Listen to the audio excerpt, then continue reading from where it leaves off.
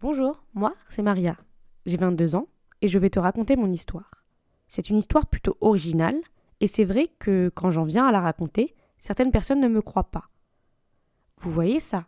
Oui, cette poubelle. Pour vous, justement, ce n'est qu'une poubelle. Mais pour moi, c'est bien plus. Et depuis ce qui m'est arrivé, je ne peux pas passer devant une poubelle sans me rappeler de cette histoire. Tout a commencé quand j'avais 18 ans. J'ai remarqué que certaines choses avaient changé chez moi.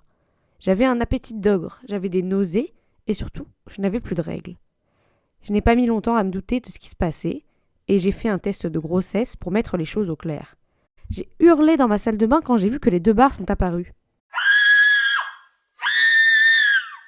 J'ai relu les instructions pour être sûr que j'avais bien compris. Et oui, c'était bien cela. J'étais bien enceinte.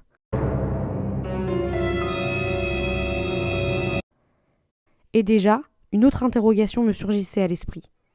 Qui était le père? Boris l'Allemand? Juan l'Espagnol? Dave le Suédois? Yvan le Bollock? Je ne savais pas du tout. Mais en même temps, quelle connerie de m'être lancée dans le défi avec ma meilleure amie de coucher avec un mec de chaque nationalité. En plus de ça, je vivais encore chez mes parents. Il fallait à tout prix que je leur annonce. Je les ai fait s'asseoir sur le canapé et je leur ai annoncé cette nouvelle qui allait chambouler toute ma vie. Ils ont d'abord été sous le choc. Ils ne s'attendaient pas du tout à cela. Mais au final, ils n'étaient pas du tout énervés. Par contre, ils m'ont demandé de faire mes valises, car ils m'ont dit que maintenant que j'allais devenir mère, il fallait que je sache me débrouiller toute seule. On ne peut pas être mère et vivre chez ses parents. Tu vas devoir trouver un travail, un appartement, un médecin, toute seule. Je suis donc partie de chez moi ce jour-là sur les conseils de mes parents. Les premiers jours, j'ai dû dormir dans un foyer. J'ai appelé là-bas Boris, Juan, Dave et Yvan.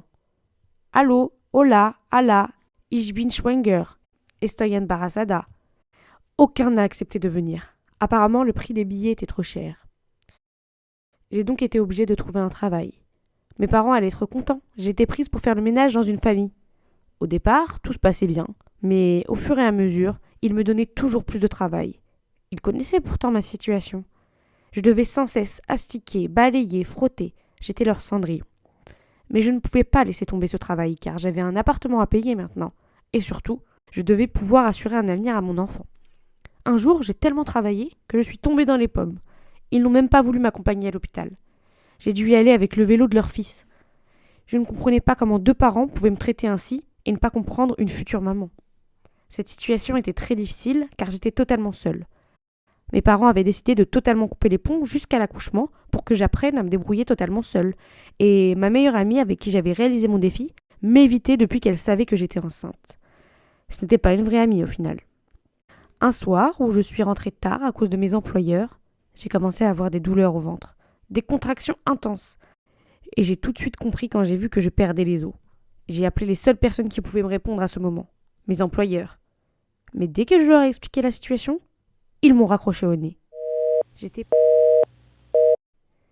perdue. Et je voyais déjà un peu le bébé sortir. J'ai regardé à droite et à gauche. Je n'ai vu qu'une poubelle. Je me suis donc mise au-dessus de la poubelle et j'ai commencé à pousser. Pousser pour que le bébé sorte. Après 5 minutes, il était sorti. Je suis triste pour mon bébé qu'il soit né entre une conserve vide et une peau de banane. Après le comportement de mes employeurs, j'ai démissionné, car cela n'était plus possible. J'ai déménagé avec mon enfant dans une ville très éloignée de mon ancienne vie. Mes parents ne comprennent pas mon choix.